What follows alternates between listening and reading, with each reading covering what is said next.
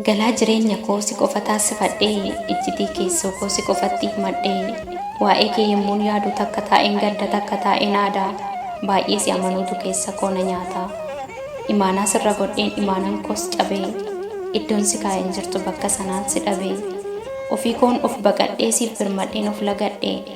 jaalalli koos gatii dhabee, onneen koo qulqulluun si harkatti cabee, osoon si barbaadu ofiif narraa fagaatte, osoon si jaaladhu summii jibbaanaaf laatte, ani keeti ati kooti waliin jechaa turre kaleessaaf dheengaddaa, har'a adda baaneen kophaa taa'ee gaddaa, funyoon jaalala keenyaa gidduutti citeera, faayidaaf ololli onnee kee biteera. Anis sin abdadhu hin ba'u karaa kee, lamuu nan argitu muradhu garaa kee, nan beeka kaleessi har'a miti har'is ni ta'u boruu, beeki anis guyyaa tokko si dagachuun koon oolu, jaalalli keenya sunis yaadannoo qofa ta'ee, karoorri wal hin baasne akka baalaa harca'ee, siif gaarummaa yaadee yoon gaarii dhabu sirraa, ijji kee na lagatee erga ilaalee nama biraa, erga gaarummaan koo hammeenya ta'e si biratti,